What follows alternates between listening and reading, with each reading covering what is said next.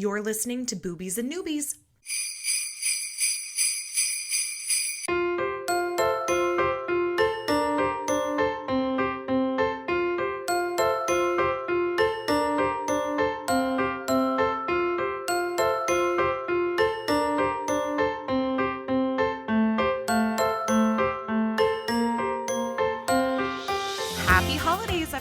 And welcome to a special holiday edition of Boobies and Newbies, the podcast that asks novice romance readers to think outside the dick in a box and brave the unbridled world of erotica. I'm your host, Kelly Reynolds, and today's romance review marks the 8th episode in Boobies and Newbies 12 Days of Boobsmas. It's hard to believe we're in the latter half of our holiday special, but there's still plenty more Boobsmas to go. On this, the 8th day of Boobsmas, we are bundling up and hunkering down with retired rock stars, copious amounts of peppermint mocha, and surprisingly, chickens in diapers. So whether you're driving to grandma's or prepping the holiday ham or just hiding away from your family for a few minutes, tune in because we still have plenty more Boobsmas episodes heading your way this December. And don't forget, you can always catch up on the first half of the 12 Days of Boobsmas on your favorite podcast platform or on our website, boobiesandnewbies.com. The Boobsmas giveaway opportunities have already wrapped up for the season, but the best way to keep up with what's coming up next, as well as any upcoming news and giveaways, is to follow us across the social channels at Boobies Podcast or at Real Kelly Ray on TikTok. I'm going to take a quick moment to shamelessly plug my own holiday romances, Meet Me in Los Feliz and Venice Actually, both of which are available in Kindle Unlimited now. And also, if you feel like making this podcaster's holidays a little bit brighter, you might consider leaving a 5-star review on Apple Podcasts. You can join the Boobies and Newbies Patreon family for as little as $1 a month and have instant access to bonus podcast clips, our monthly Boobies Unlimited book club, and so much more. Why not start the year off right with a new community? As always, you will find links for all of the above in today's show notes as well as on our website. And now on to today's Boobsmas festivities. Joining me today for the 8th day of Boobsmas is a longtime friend of the podcast, creator of the What to Read Next blog and podcast, and current host of the Turkish TV Obsessed podcast. She always has her hands in 20 things at once, and that's exactly why I love her. Welcome back to the podcast, Laura. Thank you. I am so happy to be back to talk about another Boobsmas episode. As someone who used to never read holiday romances, I am all immersed in the holiday spirit right now. Oh, that makes me so happy. I mean, you can be honest. Is it only because I make you read them? No, actually, so originally the What to Read Next podcast, we started with a holiday episode. We started December 17, 2017 with a co-host. And she was all about Christmas. And I had not read any Christmas romance. So when we decided to start the podcast, I quickly had to read a Christmas romance. And I was like, wait, there's a whole Hallmark. Because I was like a new romance reader. And I was like, there's this whole spicy Hallmark, like, category that I had no idea existed. So that's how I started reading Christmas. And then I met you, and then you're like all about the Christmas and the holiday and the Hanukkah. And I was like, oh, there's like a whole market of people who love this content. I love it. You were a newbie holiday romance reader thrown into the thick of things and then brought to the 12 Days of Boobsmas. So I love this. I am happy to be the person that will continue to push holiday romance on you. I was about to say like I'm pushing drugs on you, but like let's not go there. It's Christmas. It's just the same way. It's Christmas. You were actually there's actually a couple annual episodes from the What to Read Next podcast of spicy holiday romance, so you were the guest. So they're actually on the front page of the site. If you're looking for spicy holiday recommendations, you got to listen to Kelly's episodes because there's more Boobsmas and more Christmas and more Hanukkah and more Kwanzaa recommendations that you can imagine. It's so funny. And I will say, once you listen to those episodes, which I fully endorse as well, because I always have a fun time chatting with Laura. Laura has an incredible backlog of episodes for what to read next. She's also got the blog. And then now you have to tell me and everybody else about your newest venture, Turkish TV. Yes. Okay. So, there's everyone wants to watch the K-dramas, the K-pop and everything. Yes. But what they don't know is that Latin America, about 10 years ago, there was a drought of Mexican telenovelas. Latin America, we're all about telenovelas. I grew up watching Mexican telenovelas like there's no tomorrow. Like they were just like every day, everyone, your father, your mother, your brother, everyone watches them.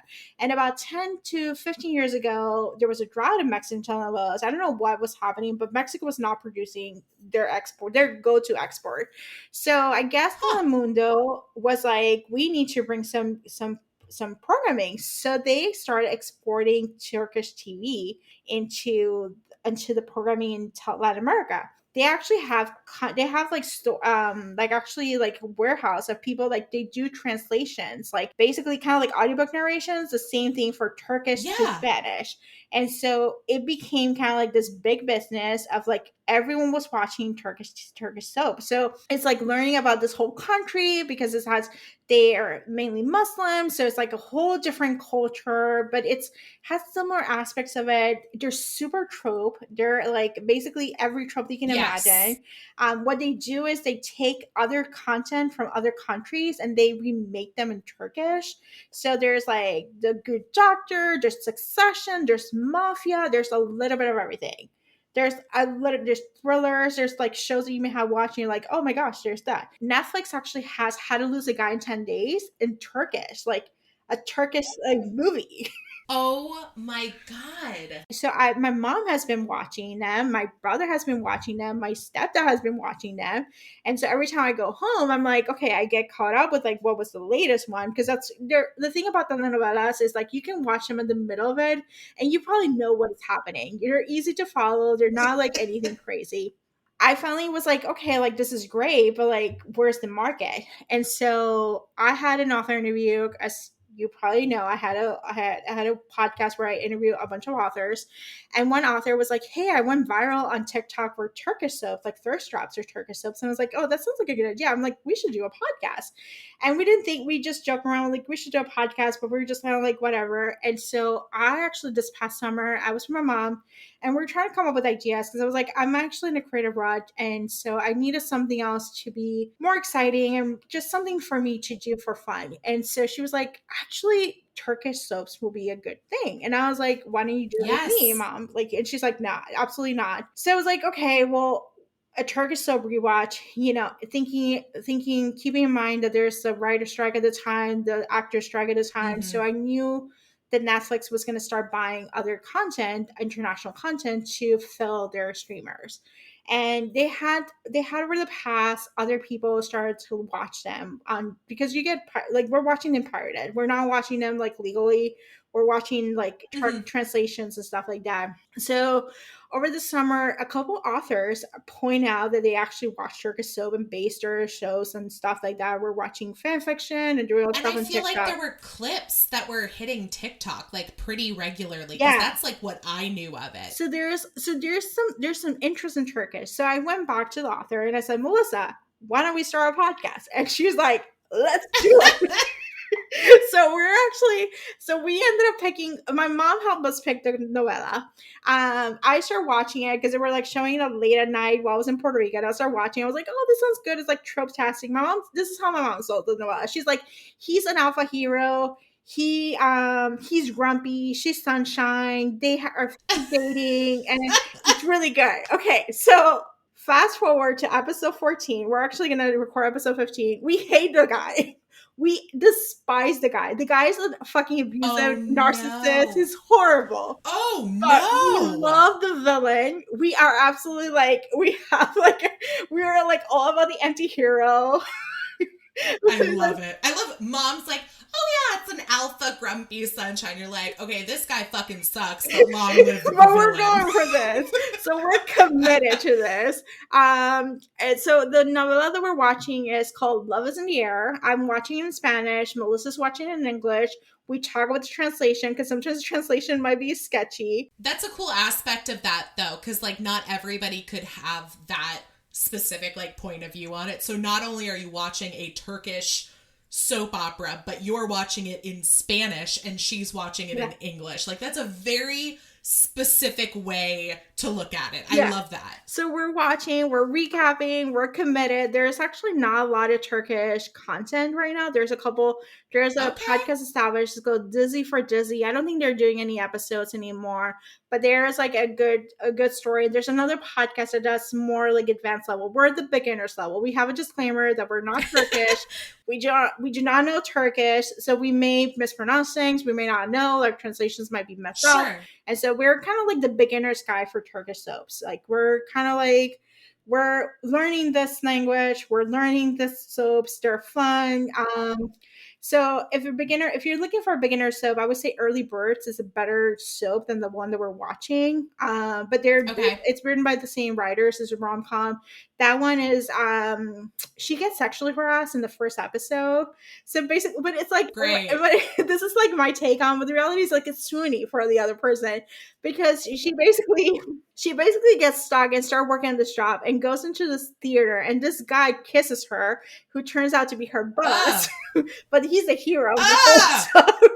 So it's kind of like, what are we watching? But it's like, it's a romance. So that's so funny. I mean, I guess it just is up to everybody's like own prerogative of like, maybe if you skew a little bit more, alpha hole, billionaire dark romance, you might like the one that you're talking about now. And if you want like more of the rom-com lighter sides of things, you check out the other one, Early Birds. It's on YouTube. You can watch it. And then the other one that we're watching, there's a soap for everything. There's a little bit of Netflix actually has acquired quite a bit of soaps.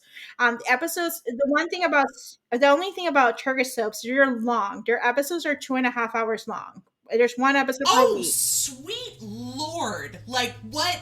Oh, okay. So you know what that reminds me of? And I know I've talked about it on the podcast before is like, besides romance, I'm an avid mystery reader and I also love to watch mysteries.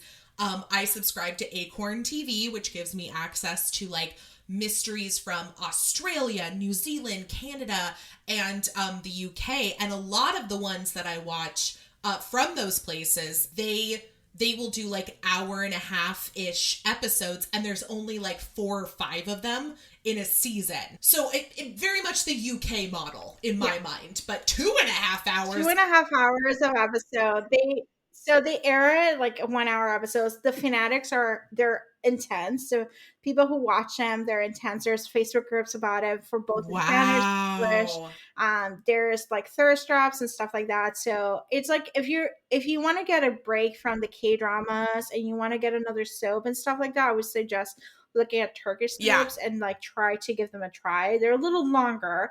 They require a little bit more commitment, but they're actually pretty good. It's a beautiful place. I want to go to Turkey. It's beautiful. Ooh, road trip. So yeah, it's like a pretty beautiful place. There's all stuff. So it's been a fun project. We're committed. We'll be watching Love is in the Air for the rest of the year because it's like 52 episodes. We're just playing around. We have a Substack, so you can go to Turkish TV Obsessed. And we put Giphies and we tell you what's happening. And then we also going to try to do like some additional content of like where to watch and stuff like that. I love that. Well, there you go. Laura's just given you, the places to find and follow and listen. And of course, you can also find her on Instagram at It's What to Read Next Pod, right? Correct. Perfect. And that'll take you to the What to Read Next blog and so on and so forth, where you can go and listen to us talk about holiday romance and so many more books. So highly recommend checking that out. It's the perfect thing to do. I know we're, creeping up on Christmas right now. It's the perfect thing to do like in that time between the holidays and going back to work in like early January, like especially because your episodes tend to be like on the shorter side for what to read next.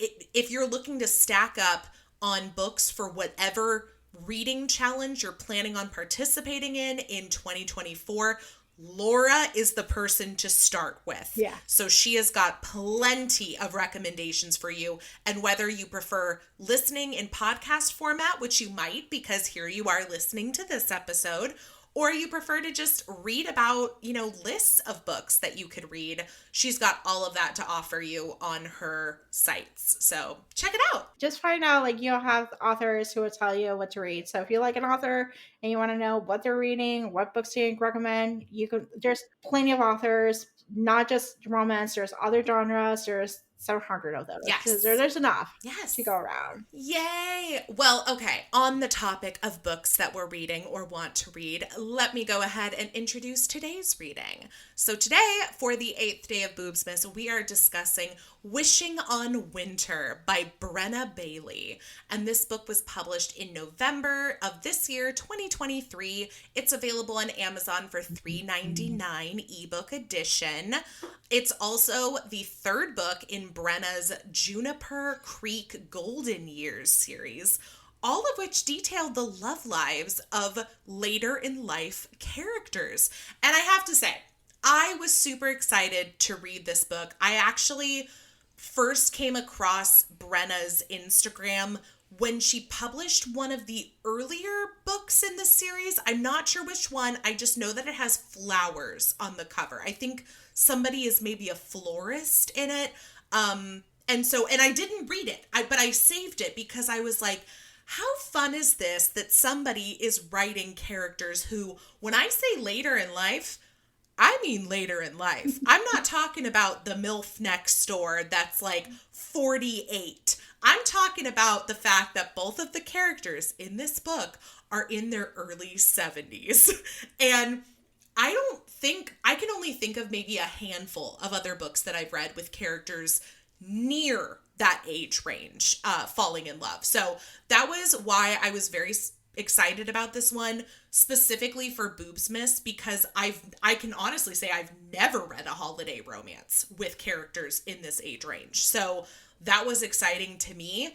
I think I will probably go back and read the other two books in the series. Not only are they older characters, they are also queer characters, which I thought was also fantastic because I know I'm getting ahead of myself. I usually do the synopsis before I go into talking about what I like about the book, but it's so rare to see queer characters represented that aren't Gen Z or millennials. It's so rare. And when we do, it's usually the character's random gay uncle, and that's it. And I loved that not only do we have two bisexual leads who are in their 70s, but also that a lot of their friends and family around them are also queer. And it takes place in Canada. Everyone was queer except the daughter. Was queer. And it took place in Canada, which I was like, lovely. Love this for everyone.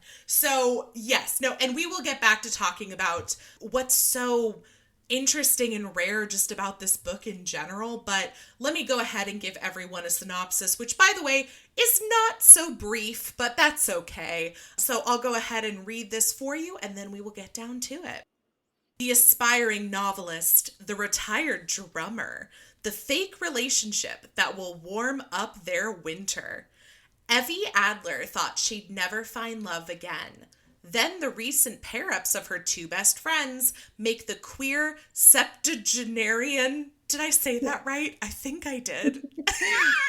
Realize she doesn't want to be alone for Christmas. Besides, she needs fodder for her romance novel, and what better research than the real thing? As a single woman dating, I have to say, I'd like to think that's true, but it's a big old pile of dog shit out here in these streets. But one disastrous date later, that's putting it mildly, and Evvie is ready to give up on love once and for all. After years on the road, drummer Matthias Vogel is settling down in Juniper Creek to focus on family. and to finish the banned memoir. He has no idea how to start when he literally bumps into an aspiring novelist and, by the way, fulfills every Hallmark movie fantasy and spills his coffee on her. His sister suggests they collaborate. But how could he trust a stranger with his secrets, let alone immortalize them in ink? Look, I love this book, but this synopsis also has 2 more paragraphs, so sit tight. When Evvie proposes they fake date to give her material while she helps Matthias finish his memoir, it seems like the perfect solution, until feelings get real and insecurities, presumptions, and a meddling bandmate interfere. With a lifetime of baggage to unpack, will Evvie and Matthias take a chance on love and make this the best holiday season ever? There you go. That's a little taste of what you can expect in Wishing on Winter. Thoughts, Laura? So it was an interesting. I think it reminded me of Golden Bachelor. So comparable shows I've been watching. Okay, I'm so glad you brought it up and I didn't, because I that was the other thing, was I was like, wait a second, people in their 70s dating? This is like Golden Bachelor. And look, I don't want to be that person, but as we're recording this, today is the final episode of Golden Bachelor. So we couldn't have timed this more perfectly. Yeah, so I really appreciate the Hallmark and like the trope-tastic Hallmark, feelings around it. I felt that it was interesting that everyone was queer, which was great for positivity, but at the same time, like, everyone was queer. Like, they all go to queer hangouts, they'll do this, they'll do that, which is great. It had like the whole Hallmark movie, but I'm like, it was like we're gonna throw a spaghetti, we're gonna go in the whole way. Which is fine. It reminded me of when Stacey Agdern started releasing she released that Hanukkah romance that's set in this small town, and they do something in menorahs. Menorahs and something in menorahs. I should know it. We talked about it on this podcast, but shame on me. It was really funny because I talked to Stacey about it, and she was like, "Oh yeah, I wanted to write a Hallmark like Christmas story, but make it Hanukkah." And this reminded me of that, in that it was like, I want to write a holiday romance, but everyone's gay. And I was like, I mean, personally, I'm fine with that. Like, I'm like, great, make them all gay. That totally works for me. So it was interesting because as someone who doesn't, I'm queer in the sense that I'm on the spectrum and stuff like, but I don't believe in labels. Like at least I'm privileged enough that I don't want to have a label. It's kind of like, it was like, oh, everyone has a label. It was like this, and it felt very Gen Zer in that sense of like, this is my label and this is where it is.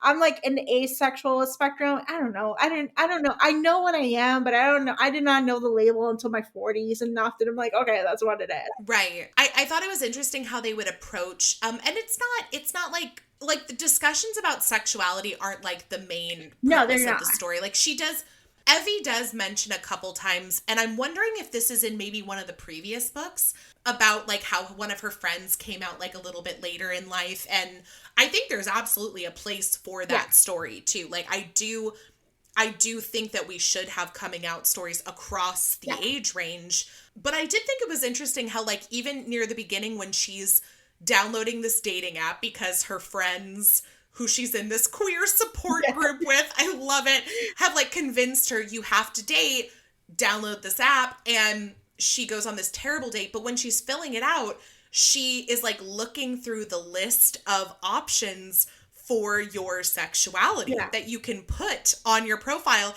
And she even says, oh my God, like there's a bunch on here that honestly I've never even heard of. But I chose bisexual because that's going to get across the point that I want to get across, which is that I like men and women. And so I know it's not like a big thing, but I did really appreciate just sort of that nod to like, look, I know that I like men and women, but I don't know what like this list of things is. Like if that works for people, great. But like for me, I know bisexual, so I'm going with bisexual. Yeah, like it's a weird thing. It's like, okay, like, and it's a very, like, it's like, you go with that, like, I'm like, oh, I think I'm demisexual, I think I'm this, but I don't know what the label is. Like, I don't know what the label, I just know, like, here's who I am, you know? And I also have to say, I had, like, a terrible therapist experience where my therapist tried to label me, and I was like, I'm sorry, but you're not supposed to label me.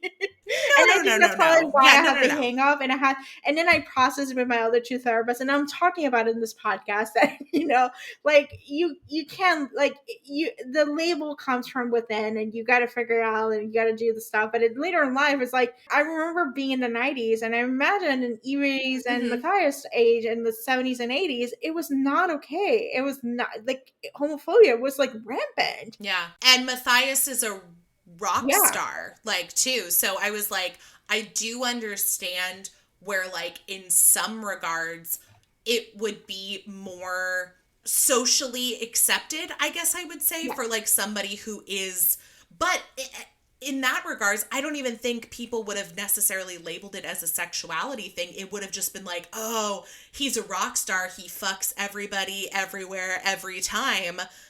Not that this is, like, actually a piece of his identity and sexuality. Plus, we know, like, even in 2023, how much biphobia specifically is, like, still out there. Like, we see it every day. And actually, I think this is the second episode of Boobsmas where we've talked about biphobia. And I'm trying to remember where that other episode will come into place. But just it being this idea that, like, people have so many issues with, like, recognizing things outside of a binary. And then when you add on to that age, race, location, like, it all just adds up to, like, becoming even more and more confusing. Not necessarily for the people themselves who do identify this way, although that can be it too. But, like, for the people around them who just don't, they can understand gay or straight, but they can't understand anything between on the spectrum. Yeah, I think that's what it comes down to it. It's like other people, like, they expect experience. They expect, like,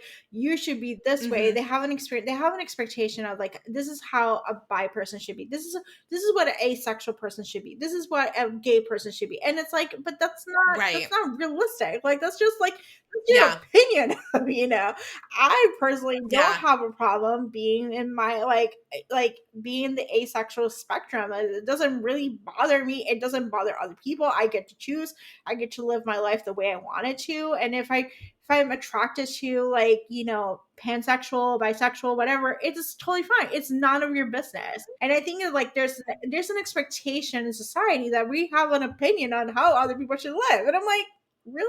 Always. Well, and this whole idea about labels, and I do understand from my queer friends that, like, labels can be empowering, but they can also be limiting. Like, some people love the labels. They love finding a word that, oh my God, that's me. I had no idea, that there were, because it makes you feel included. It makes you realize, oh my God, I'm not alone. There's other people. There have to be other people who feel the same way I do, because there's a word for this. And then there's other people who don't want to be put in a box, who don't want the label, who want to just live their lives. And if they're attracted to men, great. If they're attracted to women, non-binary people, trans people, like, whatever it is, whoever it is, they don't have to label it. And I don't think either of those is wrong. But it was interesting to see a story where they do touch on a lot of these things, but there's the added layer of them being in their 70s. Like, that was, like, the added layer. I was like, it's like my grandparents' age, or, like, actually my parents' age now. I was like, my grandparents' age, because 1990s was 10 years ago. It's like, basically, like, the sense of, like, these are, like, they grew up, like, watching society change, like, over, like, what it feels like overnight. Like, it's a very different space. And so now they're doing online dating. They gotta fake date. They gotta do all these other stuff they have support system. Like, they have queer, like, nights, or, like, actually, like, they see representation on TV. Like, it's a very different space than it was, like, 40, 50 years ago. I really enjoyed this book for a lot of reasons. And that's just, it, not only just the fact that we have, like, an entirely queer, ensemble cast, but also for their age range. I think Brenna Bailey also does a really good job of talking about a lot of these things without it feeling like, let me give you a lesson about queer history, or like, let me, and this is actually, I remember this was something that I talked about with TJ Alexander when we had them on the podcast, and they talked about how the first book in their series, Chef's Kiss, was kind of this introduction to like what it means to be non-binary, or like what it means, and it was perfect in that they included a lot of conversations in the book that they had with friends and family about like their own identity and everything. And I appreciate that. And I do think there's a place for that as well. But I think it's also nice to just read a book about queer characters being queer and not having to talk about what that means and why they're queer and when did you come out and like all this. And there are parts of that too in this story. Like, and in fact, one of my favorite moments is when it's such a short thing, but Evvie talks about how, she hasn't dated in years since her husband left her, and that she had like this group of friends before she got married that were her queer group of friends, and she worried about what they would think about her marrying a man because she's bisexual. And we do have this idea that like when you see somebody partner with somebody of the opposite gender, then all of a sudden their queerness goes away. Like they're no longer queer. And she says like, I kind of feel like there are people out there who are going to think I'm like a bad bisexual because like I haven't been in a relationship with a woman, but that doesn't negate my attraction to women at the same time. And so I loved that not only was she bisexual, but he was as well. And so that there was a lot of crossover between, things that they had experienced with, which I feel like with as much queer romance as I read, it's not a lot of the time when they're both queer and opposite gendered. Like, I mean, usually, obviously, if you're reading one where it's a same-sex couple, they are both queer in whatever identity that they have. But when it's a heterosexual presenting couple, I feel like a lot of the time only one of them is queer. And so this was kind of a nice reprieve to that as well, was to have both of them be queer. Both of them have had different experiences in their queerness, even though they're both bisexual, because it's not a one size fits all. Yeah, it just makes me want to go read the other books in the series. I think what is important is like, it's just like not this like this polite, like, like yes, they're queer, and yes, they're attracted to each other, but they're also attracted to the gender. They like, it's not this big, like, I don't know, this cross that they have to bear, like the sense of like the martyrdom of that. Like they're like basically like coexisting in their life, and they're like, we've grown enough, like we're no longer willing to tolerate, like when she went to this bad date, I would be like, okay, yeah, no, I'm not going to tolerate any of that stuff. Oh, and God, she was able to stand up for herself and say, I'm not desperate for love, because that's desperation. Like I'm not willing to settle down. Like this is the beauty of being old, is I'm no longer willing to settle down for crumbs. Like, and I'm sorry, that is a note for everybody. I want everyone to read this book, whether you are 21 or 67. Like, I want you to read this book and your takeaway be that you do not have to fucking settle for bullshit partners. And let's be honest, for bullshit men. I'm sorry. Like, this is a constant theme on this podcast, is us breaking down misogyny and the patriarchy as it relates to romance novels. It is something we talk about almost every episode of this podcast. And I'm sorry for those of you listening thinking, oh, she's getting on her soapbox again. Yes, in a world where misogyny is so rampant that as women, it becomes part of the way that we think about ourselves, about each other, about our roles in society. And I'm not talking about the buttered roles, because that's the only kind of role that I want in my life. It ingrains itself into our society, and the books we read and the books we write and the characters we create and the characters we call unlikable and bitches and whatever it might be. Like, I want everyone to read this book. And this scene that she goes on this terrible date, oh God, how awful. I feel like I've also been on this date, so maybe that's why it hit me like a little too close to home. But I want you to read this bad date that Evvie goes on and think to yourself, I would not sit there through the meal. I would get up and leave. Because that's the other thing, ladies, is we need to just get up and walk away.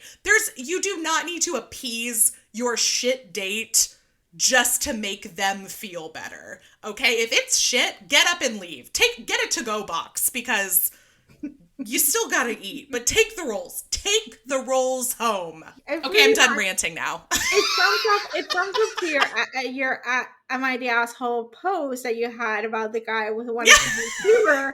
Like, he was like, basically, okay, so let's set the stage. Am I the asshole? It's basically question. This guy quits his job to become a gaming streamer, and his partner, his girlfriend, is a romance writer who actually makes money and has bought her own flat in her own space. And it's happened to be a 2-bedroom room, and one of them is her office because she makes money. And he's like, I want to move in with her because I don't have a job. And I want her to kick out of her office because I want to be a gaming streamer. And I cannot. And it's like, why you're settling for this shit? This is what dating looks like in 2023. This is what dating looks like. If people know what this Am I the Asshole post is, and if you don't, you can go back to the Boobies and Newbies Instagram and find it. The amount of people who have commented on that post being like, well, this has to be fake. Like, this can't be real. And I'm like, then you're not dating today. You're not dating today, and you don't see. And you know what? It's not even a you're not dating today thing. It's because I'm very much also on the side of TikTok that's a lot of women. I really do. I hate that this came about because of the overturning of Roe v. Wade, but I love that because of that awful event happening, it's inspired a lot of conversations amongst women and men, some men who are willing to listen, the ones who didn't go see the Barbie movie and say that it was victimizing men. Not those men. They're not willing to listen, so that's okay. But it really has inspired so many conversations that have then turned to action about women recognizing their worth and how it's not tied to a dollar amount. It's not tied to having somebody there to quote unquote provide for you. And I really do love, I think it's hitting and potentially hurting a lot of men, but that's not because of what women are doing. It's because of women's response to what men are doing to them. And again, we can tie it all back to the patriarchy. And I know that this is such a funny conversation, not funny, but funny in terms of timing to have when we're talking about a holiday romance full of queer old people in Canada. But I'm sorry, these are the things that come up when you're reading a story like this and you see a character like Evvie, who, the other reason I love reading books with older women specifically is we have this idea that when you reach a certain age, specifically as a woman, you're no longer relevant. You're invisible. Like that, I mean, there's even this great comedy sketch with Amy Schumer and Julia Louis-Dreyfus and I forget, maybe Tina Fey's in it too, that's called Your Last Fuckable Day. And that was about women in their 40s. We're talking about a woman in her 70s and a man in his 70s falling in love. And yes, there's no sex on the page, but they do talk about the fact that they are having sex. And I think that is lovely. And I think we need to have more things like this. And actually, like The Golden Bachelor, which has been a huge ratings success. And, you know, you're talking to two people who love reality television. I used to work in reality television. There is a reason why that show has done so well. And I think part of it is because it's kind of included this audience to a show that's a different age demographic because they never felt represented in specifically reality television. And so to see people who are older, who have been married, who have maybe lost their partner, who have been divorced a couple of times, who have kids, who have grandkids, to see them not only getting their happily ever after, but also it including sex and being sexy. I think that's fantastic. Like, I want there to be more books like this out in the world. And like honestly, it's just part of life. I think it's like highlighting part of Yeah. life. Like on like there's a big population. There's a lot of like, you know, STIs that need to be checked on the older population because they're like, oh, we don't get pregnant. Oh, And yeah. Well, because aren't they all just like fucking at the nursing homes? Yeah. Like, that is the funniest. Yes, or they I mean, getting again, married, not funny. or they're getting married right away because they're like, we got like short term to live. We're gonna get married, you know. Like I kind of love that there's always like these stories coming out about like, oh, there was a syphilis outbreak at the nursing home in Minnesota, and I'm just like, what? Yeah, but good for them. So obviously they're having sex. They're having their time of their life. They're living the best life possible. They're experiencing things. They're doing the thing, and I think it's like it's important to highlight that it's just part of it. Like it is. There's nothing wrong with it. I think we're such an ageist society. Like we've been told anti-aging, do Botox, do this, do that, and we're like, let us just grow old. Like just be fine. You know? Yeah. Well, and where are we putting these pressures? We're putting them specifically on women. And who is the one creating these pressures? It's men. And why are they creating these pressures? Because women support the economy so much and they want us to look good for men. And so again, it's I hate to always tie things back to patriarchy and misogyny and feminism, but these are so much a part of everything in our everyday lives, like that it's hard not to. But it's a interesting aspect because when I was 23, and this is like there's a print to the story. So when I was 23, I remember being like freaking out of turning 24 because at the time it was like it's too close to 30, and I think it was Jessica Simpson who did like it was like Newlyweds. This is like dating me back because I'm like I'm 10 years older than you are, and I was like devastated I was gonna be 30, and I was like, what is gonna happen? And I was like, oh my gosh. And now I'm in my 40s. I'm 42. I'm an elder millennial-ish and that stuff.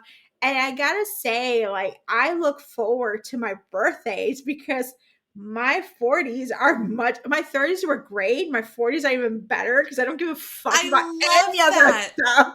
Like I'm to the point where I'm like, no, I can actually, I had enough therapy under my belt, so I know how to deal with things. I actually have like a great healthy relationships with my family. I have a relationship with my friends. I have disposable income. I got a job that I like. I don't have to like struggle anymore.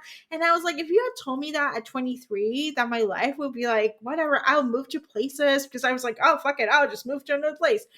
I would be like, I was devastated 23 to turn 30. I'm like, no, I'm like looking forward to my 50s and 60s and 70s. Like, what is going to happen? Maybe I'll just I love that. You know? No, I love that you're saying that. I feel like we have this whole idea that like your 20s are for just having fun, and really you're struggling. Like, I mean, you're struggling to pay rent. You're struggling to figure out who you are. Your 30s are for maybe I have figured out. Yeah, your 30s are like, well, this is the only time that you have to get married and have kids, apparently. And then your 40s are for going to therapy for all the shit from your 20s and 30s that you've basically been putting off so that you could, quote unquote, live your life. Like, it's so wild, because if you think about it, like, I feel like, I don't really know, like, what the average age is for men and women in terms of like the lifespan. I know women live a little bit longer, but let's just say the average age lifespan is like 80 for a woman. 80 years. That is a long time. That is a long time to imagine being with the same person. That is a long time to imagine having the same job day in, day out. I hate this idea that we have to like push things off until I'm retired, until I have money, until I'm married.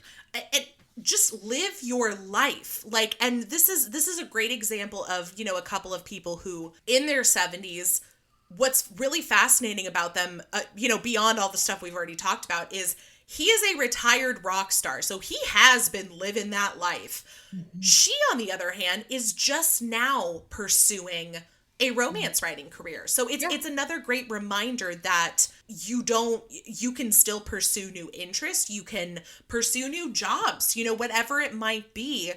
It doesn't have to stop at a specific age marker. And then I will say the only other thing I wanted to mention before we play our game is that they also celebrate Hanukkah and Christmas. Christmas. They did Christmas. Christmas. Yeah, and he buys them Hanukkah sweaters, which I was like, oh, I'm freaking loving this. So yeah, there's a lot of wonderful things in this book. Is it spicy? No. Does it bang? No. And honestly, as ageist as it's going to sound, I don't know how many people reading romance necessarily want to read about 70-year-olds fucking. Like but at the same time, I kind of wish there was some kind of sex scene in it, just because I want to see that representation. Yeah, I think we would need to see a sex scene where there's lube included, in fact, that was one of my search words when I downloaded the book. Everybody has their key terms, right? I search fuck, cock, clit, dick, like all of the usual suspects. But I did actually search lube in this one, because I was thinking, if they don't include lube in this sex, like I'm going to be very perturbed. Yeah. So there was no sex, but it's like, like you have to look at it at a different place and a different space. Yeah. But I think it was like really, like, it was a really telling book that helped you kind of like see, like, you can be retired from your old career. You can start a new chapter at any point. And like, there's no such thing as chasing the next level. It's just like allowing yourself just to enjoy life. At that point, you're no longer chasing like a thing. Yeah, that's the perfect way to describe it, though, is that I bet you guys didn't think I was going to bring up capitalism. But if you think about it, like, in the capitalistic world, which, by the way, if you don't already know, goes hand in hand with the patriarchy. They might as well be fucking. Like, let's be honest. Yeah. But we see it as it's one big pyramid scheme. There are levels. There are different levels for, the different like classes that we think of for the, socioeconomic classes. And so if we think of it less like that and more of just like this straight line, just like we're continuing on this never-ending road. I mean, it will end eventually, right? But it's not leveling up. It's not moving up this specific ladder, because it feels like if you're not moving up, you're moving down or you're stagnant in some way. So I'd love to see us, like, just in general, get away from like that model. I know a lot of the 12 Days of Boobsmas episodes this season we've had some life lesson takeaways that I've decided are just going to be things to aspire to for 2024. And I think this would be a good one. Now, do I think we're all going to bring down capitalism in 2024? No, but you know what? You never know. But I do think that there are ways just in our own personal lives where we can frame it in a different way, to think of it less as like, I need to meet a certain expectation, or I need to do this in order to be considered better, more than, and really just focus on what's making us happy, what's working, what are we learning, what are we meeting new people, are we forming lasting relationships, not transactional ones. So, lots of things to think about as the year comes to an end and we start to think about what we want to do for next year. So I will be, at least. And I think the other part of it is you can coast. There's no expectation that you have to do this. Like, actually, my job of therapy is that I'm coasting right now. Like, I've done 20 years of therapy. I love that, and so for I'm you. Coasting. I'm like, she's like, you already have to do, you don't have to do all these different things. You're not going to next level. You're just like, just chilling. Just enjoy life, pursue things if you want to pursue them. And isn't that great? There's no chasing. There's no like, you have to get this going. There's no biological clock that's ticking. Like, none of that shit is there. And so you can coast in life. Like, there's no one telling you, you need to, all these habit trackers, and you need to do this. You need to change your life in 20 days. Like, none of that shit matters. I'm set. I just want rolls. I want cookies. I'm pursuing learning how to make cookies because it's just fun. Good. I love that for you. Well, actually, this is the perfect segue, now that you've mentioned cookies, into our activity for today, a game I like to call Tit or Tat. I'm going to read you a series of this or that options. All of these come from the book, by the way. So if any of these appeal to you, well, Laura's already read the book. So if this appeals to you, the listeners, then it's just one more reason that you might want to check out the book. So we will start with coffee or tea. Coffee. Okay. Pancakes or waffles?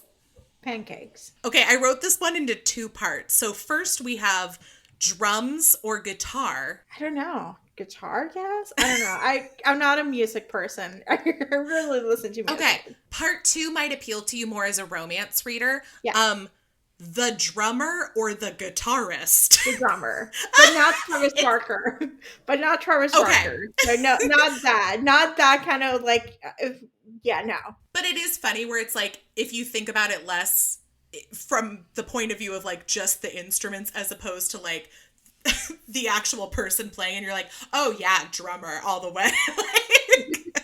Both of them I feel like are going to have like pretty good calluses, which means like they're going to be able to like do things with their hands, but whatever. Like I'm not going to say no to either. Okay. Back to coffee adjacent. Peppermint mocha or gingerbread latte? Peppermint mocha, because that's what I have. Okay, perfect. Oh, this was a surprise, by the way, when she mentions that she learned about monster erotica. So obviously I had to like make one of my questions alien or Mothman. I don't know what a Mothman is, so I'm gonna go with alien. I mean, just like the bug, like a moth, but it's a dude. Yeah, no. Like alien. Okay. There is, I will say, I think it's CM Niskasta who has a Mothman romance that we did read for the podcast, and she made him sound like he had like A+ tongue game. But aliens tend to have vibrating with extra stuff. And like 8 penises. With the rabbit. Red wine or white wine? White wine, but if I would like rosé. Okay, because so I'm nice basic. little mix. Okay. That's okay. I don't drink wine at all, so it's fine. Steak or salmon? Steak. And you know what? I like both of these, but this is like a callback to the like awful date that she was on with Antonio. And I swear if somebody... Actually, no. I'm going to make this a question here and now. This or that, pick the worst date.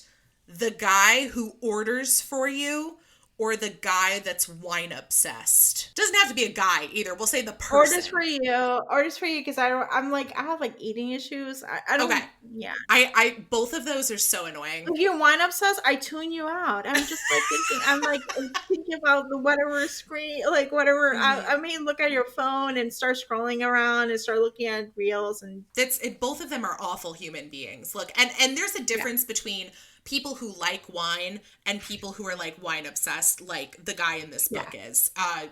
You'll know exactly what I'm talking about if you've ever been on a date with one of these people. Like a sommelier wannabe. You're not a sommelier wannabe. We have to give a shout out to the chickens. So I'm going to say Circe or Persephone. Persephone. Mm-hmm. Ice skating or building a snowman? Ice skating.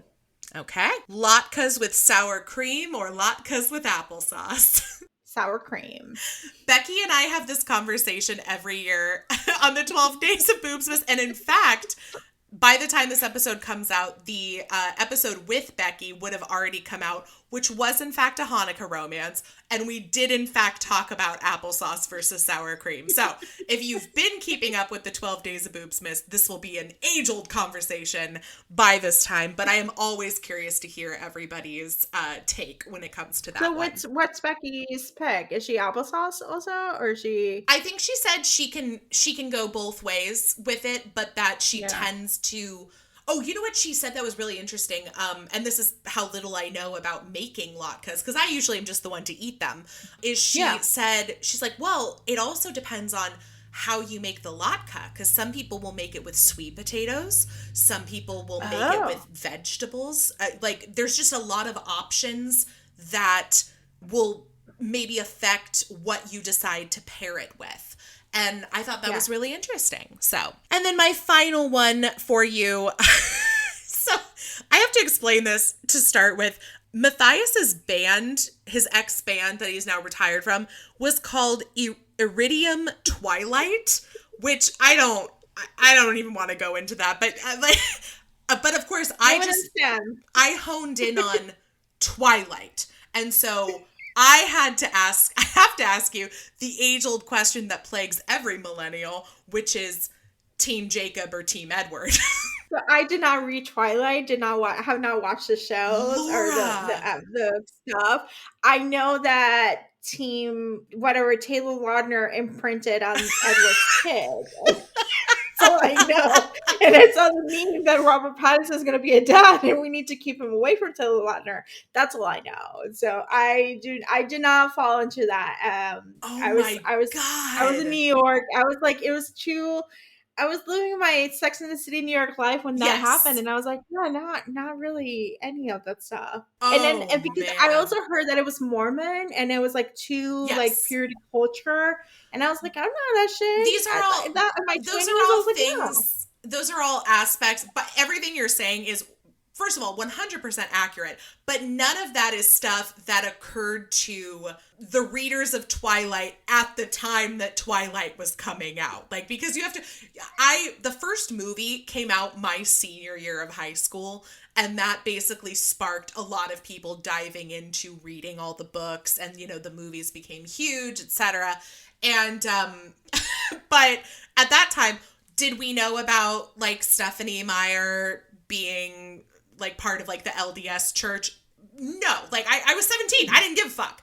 And all I wanted was to see somebody bang somebody. And it's so funny. I will say, I do credit Twilight as being one of my introductions to romance, but it's toxic as hell. Twilight brought us 50 Shades of Grey, which brought us to the most uncomfortable conversation, because I did read 50 Shades of Grey. And my boss, who is a 4-year-old black man, read 50 Shades of Grey. And we both were like, not talking about the book, but we were talking about the book, and it was uncomfortable. And it brought a lot of people into reading romance. So like whether it was Twilight or 50 Shades or a combination of the two, I do understand. I will say 17-year-old Kelly was Team Edward, but it was a terrible relationship either way. Like, they were all awful people. And so you didn't want the werewolf to imprint on the baby. He was just also such a crybaby. Like, he was just like such a whining brat, because they were all like teenagers. Well, I mean, Edward's technically like 109.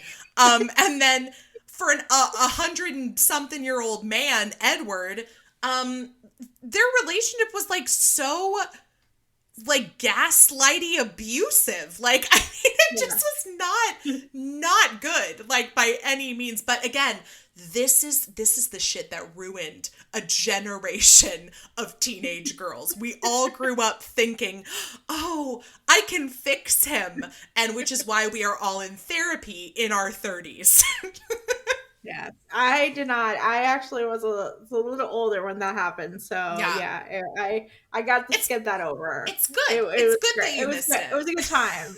It was a good time, Too good. Well, Laura, this has been another wonderful episode of Boobsmas with you. It's always a joy to have you here. I love that we make this an annual tradition. And I'm super excited to find out more about Turkish TV. So thank you for bringing that into my life. Awesome. Thank you for letting me be in the show. Always.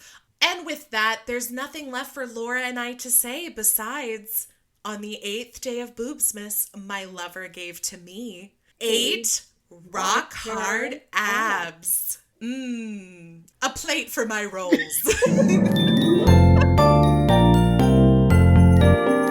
On the 8th day of Boobsmas, my lover gave to me 8 rock hard abs, 7 minutes in heaven, 6 billionaires, 5 penis rings, 4 dukes of football.